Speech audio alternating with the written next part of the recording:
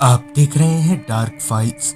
Dark files की आज की इस कहानी में आगे बढ़ने से पहले अगर आपने अभी तक डार्क फाइल्स चैनल को सब्सक्राइब नहीं किया है तो कर लें, और ऐसी ही और वीडियोस के लिए देखें अनहोनी। चैनल की लिंक आपको नीचे डिस्क्रिप्शन बॉक्स में मिल जाएगी। ये तब की बात है जब मैं अपनी वाइफ के साथ शहर में रहा करता था और वहीं एक कंपनी में एम्प्लॉय था। पिछले कुछ दिनों से मुझे सुनने में आ रहा था कि शायद मेरा ट्रांसफ़र होने वाला है। खैर, रोजाना की तरह ही एक सुबह मैं काम पर जाने के लिए निकला। घर के पास से ऑटो पकड़कर मैं ऑफिस पहुंचा। ऑफिस में दाखिल होते ही मुझे बॉस के कैबिन में जाने को कहा गया। फिर जब मैं बॉस के कैबिन में पहुंचा तो बॉस ने मुझे एक लेटर पकड़ा दिया। मैंने उस लेटर को खोलकर पढ़ा तो वो मेरा प्रमोशन लेटर था। ये देखकर मैं खुशी से फूले नहीं समा रहा था।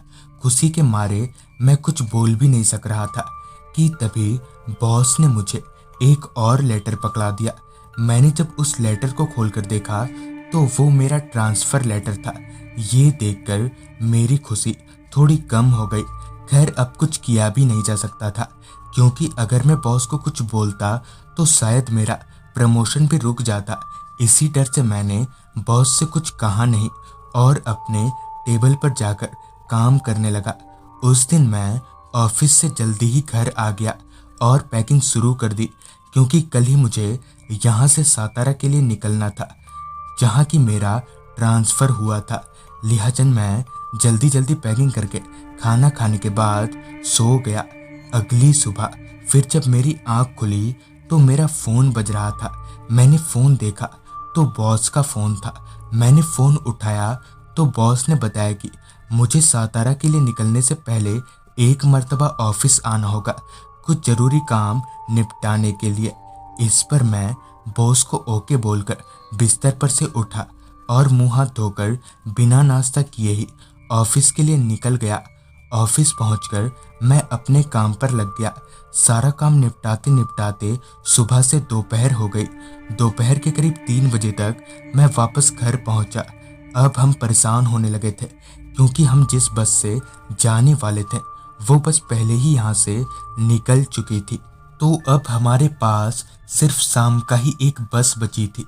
लिहाजन हमने उसी बस से सातारा जाने का फैसला किया।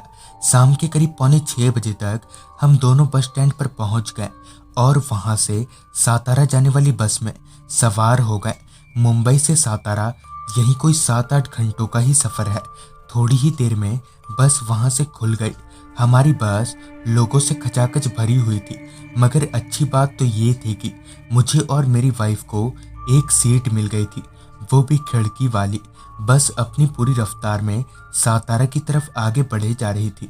कुछ ही देर में दिन ढलकर शाम में तब्दील हो गया, मगर बस के भीतर इसका कोई फर्क नहीं पड़ रहा था। बस अब भी लोगों से भरी पड़ी थी।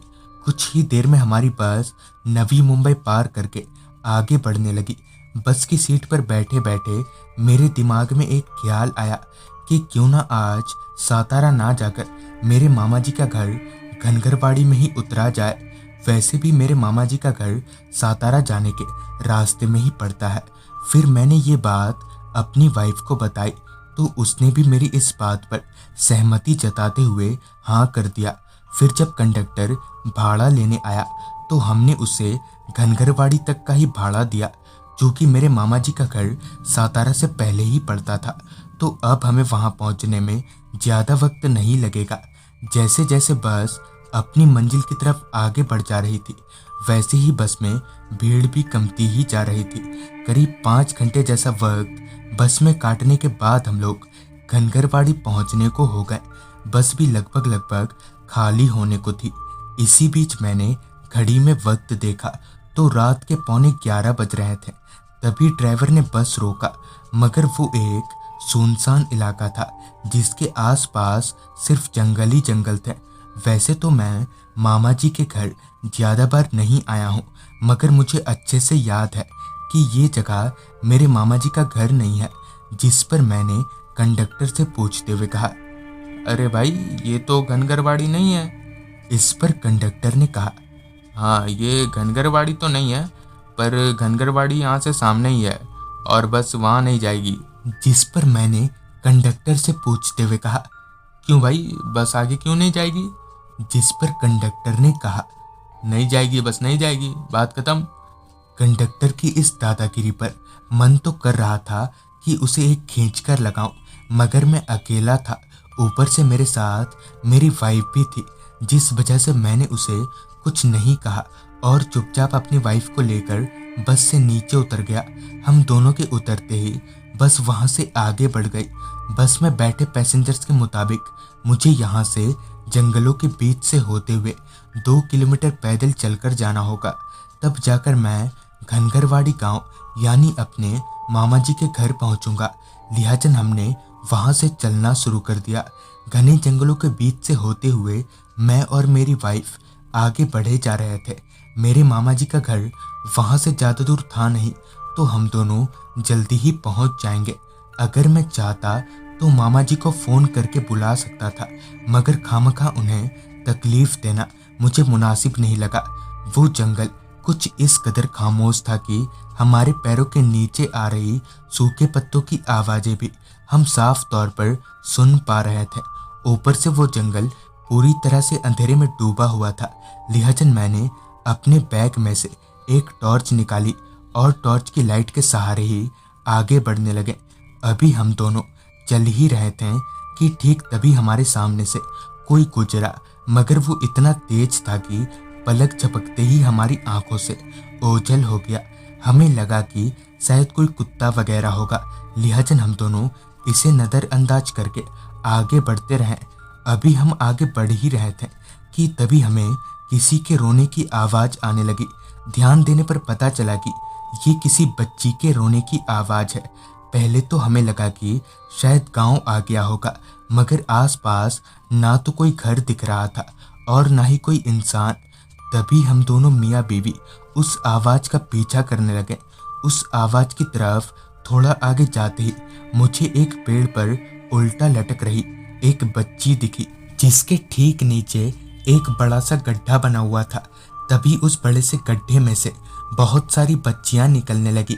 उन सब के चेहरे बुरी तरह से गले हुए थे, यहाँ तक कि उनके शरीर में हड्डियां दिखाई पड़ रही थी।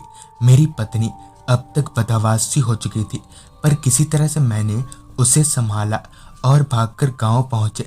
गांव में पहुंचकर हमने थोड़ी राहत की सांस ली। फिर मैंने इन सारी बातों का जिक्र मामा जी से किया।